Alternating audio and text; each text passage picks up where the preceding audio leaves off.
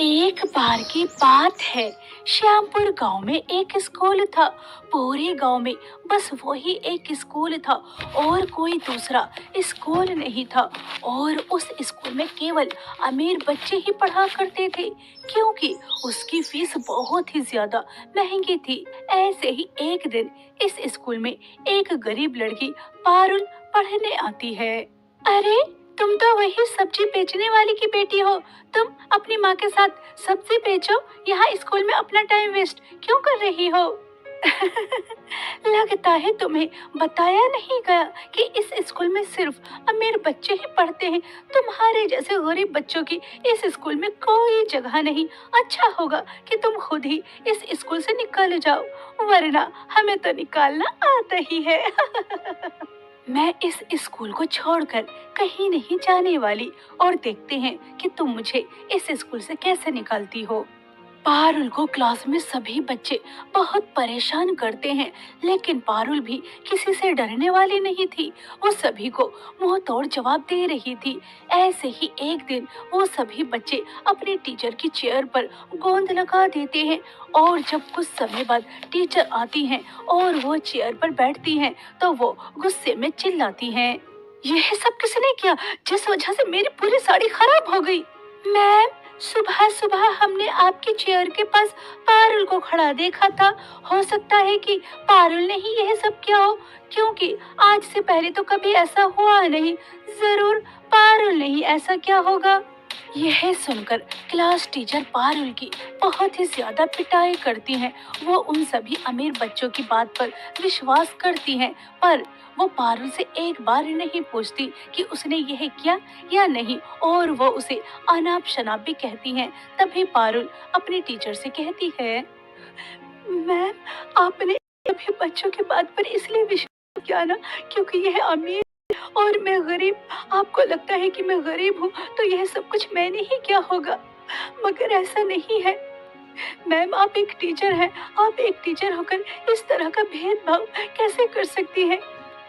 आपको मेरी भी बात सुननी चाहिए, मेरी बात पर भी विश्वास करना चाहिए। जिस तरह से तुम अपने टीचर से बात कर रही हो, यह देखकर तो ऐसे ही लग रहा है यह सब तुमने ही किया है। मुझे किसी से पूछने की कोई जरूरत नहीं। पता नहीं कहां कहां से गरीब मुंह उठाकर आ जाते हैं। टीचर की बात सुनकर पारुल को और भी ज्यादा दुख होता है, लेकिन वो फिर भी हार नहीं मानती। वो इस स्कूल को छोड़कर कहीं नहीं जाती, क्योंकि वो जानती थी कि एकमात्र शिक्षा प्राप्त करने का यही स्कूल सहारा है।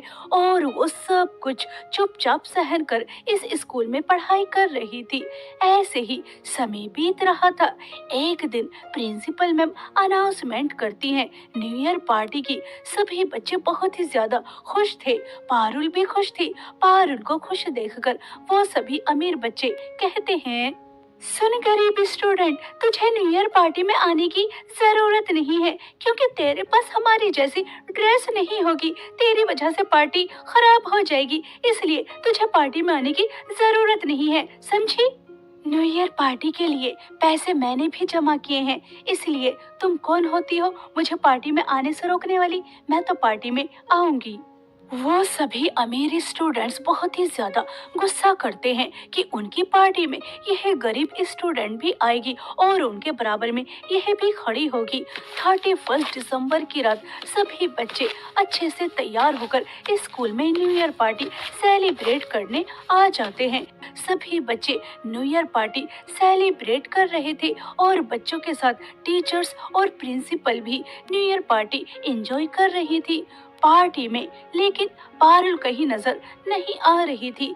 तभी संध्या काजल से कहती है, वो गरीब तो बहुत उछल उछल कर कह रही थी कि वह हमारे साथ न्यू ईयर पार्टी सेलिब्रेट करेगी, मगर वो पार्टी में कहीं नजर नहीं आ रही।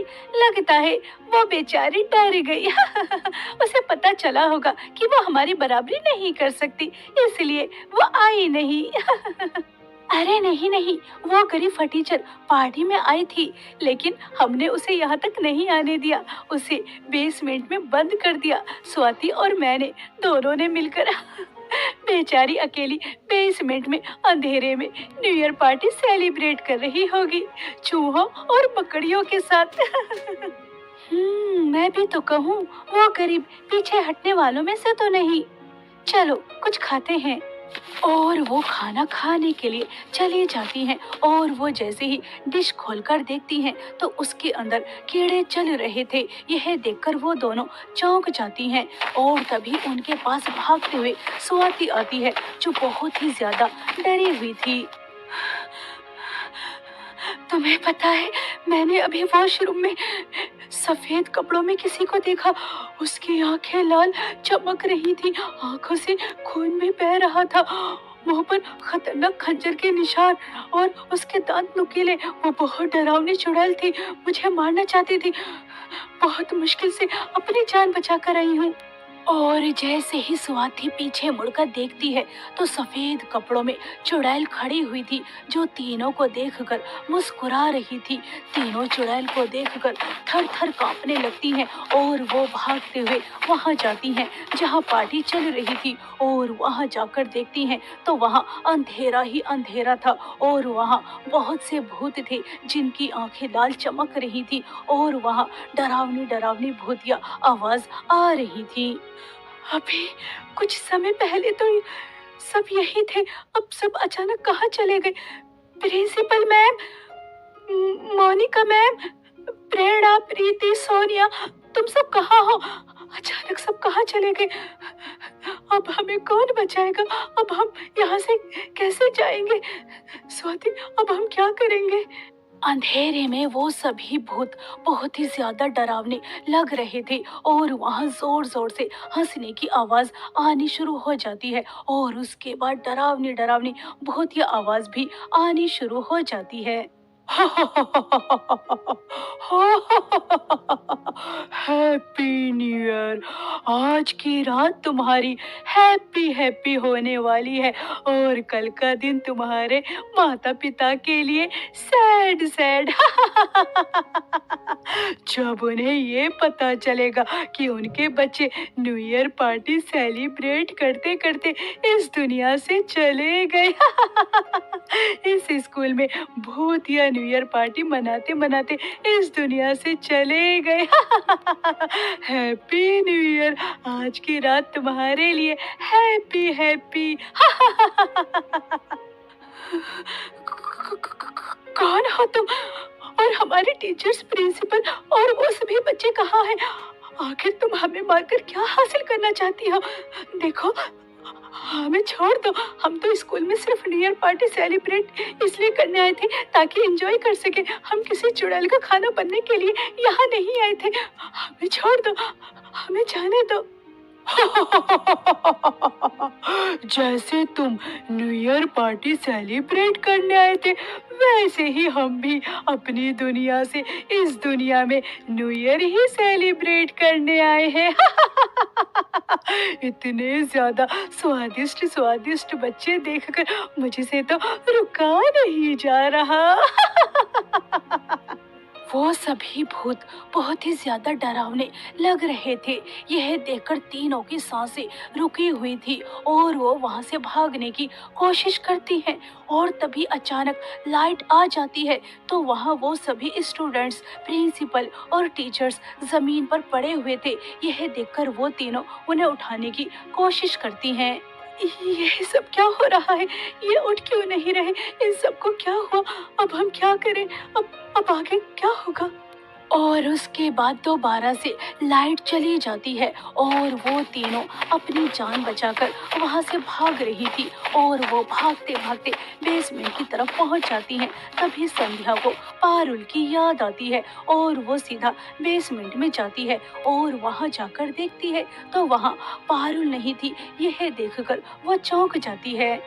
स्वाति, हमने उसे यही तो बंद किया था, लेकिन वो तो यहाँ है ही नहीं। पारुल, पारुल, कहाँ हो तुम? पारुल, देखो, इस स्कूल में भूत है और उन सभी भूतों ने सभी स्टूडेंट्स, प्रिंसिपल और टीचर्स को अपना शिकार बना लिया है। हम अपनी जान बचाकर यहाँ से भाग रहे हैं। देखो, अगर तुम कहीं छिपी हो तो प्लीज बाहर निकल कर आ जाओ, क्योंकि वो भूत तुम्हें भी मार देंगे। संध्या ऐसा कह ही रही थी, तभी उसे महसूस होता है जैसे उसके कंधे पर किसी ने हाथ रखा हो, और वो जैसे ही पीछे मुड़कर देखती है तो पीछे एक चुड़ैल जिसने सफेद साड़ी पहन रखी थी और उसकी आंखें लाल चमक रही थी, आंखों से खून बह रहा था। वो बहुत ही ज्यादा डरावनी और भयानक लग रही थी। Happy new year. हमसे अपनी जान बचाकर भाग रही हो। तुम कहीं नहीं जा सकती। इतने समय बाद तो हमें इतने स्वादिष्ट स्वादिष्ट बच्चे मिले हैं और तुम इस स्कूल से भागने की कोशिश कर रही हो। और तभी पीछे से कोई आता है और चुड़ैल के सर पर डंडा मार देता है और तीनों को बचाकर वहां से ले जाता है। और वो कोई और नहीं बल्कि पारुल थी। पारुल, तुम तुमने हमारी उन चुड़ैलों से जान बचाई। पारुल, तुम कितनी अच्छी हो।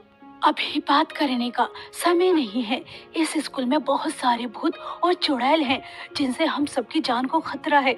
अगर 12 बजने से पहले पहले हमने कुछ नहीं किया तो कोई भी जिंदा नहीं बचेगा, कोई भी नहीं। काजल, संध्या, स्वाति और पारुल वो चारों उन चुड़ैलों को, उन सभी भूतों को सबक सिखाने का प्लान बना रहे थे। वहीं दूसरी तरफ प्रिंसिपल और सभी टीचर्स को होश आ जाता है, और जब उन्हें होश आता है तो वहाँ कोई भी नहीं था। सिर्फ अंधेरा ही अंधेरा था, सन्नाटा ही सन्नाटा था। ऐसा ही नहीं लग रहा था जैसे कुछ समय पहले यहाँ न्यू ईयर पार्टी सेलिब्रेट हो रही हो। मोनिका मैम, बच्चे कहाँ चले गए? ये आवाज ये आवाज तो बाहर से आ रही है। प्रिंसिपल मैम और सभी टीचर्स बाहर जाकर देखती हैं तो बाहर वो सभी स्टूडेंट्स रस्सियों से बंधे हुए थे और उनके चारों तरफ आग जल रही थी। प्रिंसिपल मैम, हमें बचा लीजिए, वरना वो सभी भूत हमें मार देंगे। वो बहुत खतरनाक है, बहुत ही ज्यादा खतरनाक। भूत? हमारे स्कूल में भूत है? ये तुम क्या कह रहे हो? हाँ, बच्चों ने बिल्कुल ठीक कहा। इस स्कूल में भूत और चुड़ैल है। वो अपनी भूतिया दुनिया से इस दुनिया में न्यू ईयर मनाने आए हैं। इसलिए हम तुम सबको अपना शिकार बनाने वाले हैं। बस जैसे ही 12 बजेंगे वैसे ही तुम सबको हम अपना शिकार बना लेंगे। और इतना कहकर वो चुड़ैल सभी टीचर्स और प्रिंसिपल को भी रस्सियों से बांध देती हैं। 12 बजने में थोड़ा समय है, चलो थोड़ा एंजॉय करते हैं। वो चुड़ैल और सभी भूत बहुत ही ज्यादा एंजॉय कर रहे थे। वहीं दूसरी तरफ पारुल, संध्या, काजल और स्वाति से कहती है, मेरी मम्मी एक अम्मा जी को जानती हैं जो ऐसे शैतानों को भगाना अच्छी तरह से जानती हैं। मेरा स्कूल से जाना बहुत ज्यादा जरूरी है, लेकिन यहाँ से निकलना बहुत मुश्किल है। अगर इन सब बच्चों की जान बचानी है तो यह मुश्किल भरा कदम उठाना ही होगा। तुम तीनों यहाँ से कहीं मत जाना, किसी को भनक तक मत लगने देना कि तुम यहाँ हो, ठीक है? पारुल इस स्कूल से निकलने की कोशिश करती है। उसका बाहर निकलना बहुत ही ज्यादा मुश्किल था, लेकिन वो सभी मुश्किलों को पार करते हुए इस स्कूल से निकल जाती है और वो सीधा अपनी माँ के पास जाती है। और उसके बाद पारुल अपनी माँ के साथ उस बूढ़ी औरत के साथ इस स्कूल में आ जाती है। अभी 12 बजने में 5 मिनट बाकी थे और तभी वो बूढ़ी औरत अपने जंत्र मंत्र से उन सभी चुड़ैल और भूतों को उनकी दुनिया में वापस भेज देती हैं और सभी स्टूडेंट्स, टीचर्स और प्रिंसिपल को बचा लिया जाता है। पारुल बेटा, अगर तुम ना होती तो वो सभी भूत और चुड़ैल हम सबको कब का कच्चा चबा जाते। सच में तुम बहुत बहादुर हो, बहुत अच्छी हो। आज तुम हमसे जो मांगना चाहती हो मांग सकती हो। हम तुम्हें वो देने को तैयार हैं जो तुम्हें चाहिए। बताओ तुम्हें क्या चाहिए? प्रिंसिपल मैम, मुझे कुछ भी नहीं चाहिए। मैं बस यह चाहती हूँ कि इस स्कूल की फीस इतनी ज्यादा महंगी ना हो। इस स्कूल में गरीब बच्चे भी पढ़ने आ सके और उनके ऊपर अत्याचार ना हो। सभी को एक समान शिक्षा मिले, सबका सम्मान हो, किसी के साथ कोई भेदभाव ना हो। पारुल के इतना कहते ही सभी स्टूडेंट्स पारुल के लिए क्लैपिंग करते हैं और वो सभी पारुल से माफी भी मांगते हैं और प्रिंसिपल मैम पारुल से वादा करती हैं वो जैसा चाहती है वैसा ही होगा। और उसके बाद सभी मिलकर धूमधाम से न्यू ईयर पार्टी सेलिब्रेट करते हैं।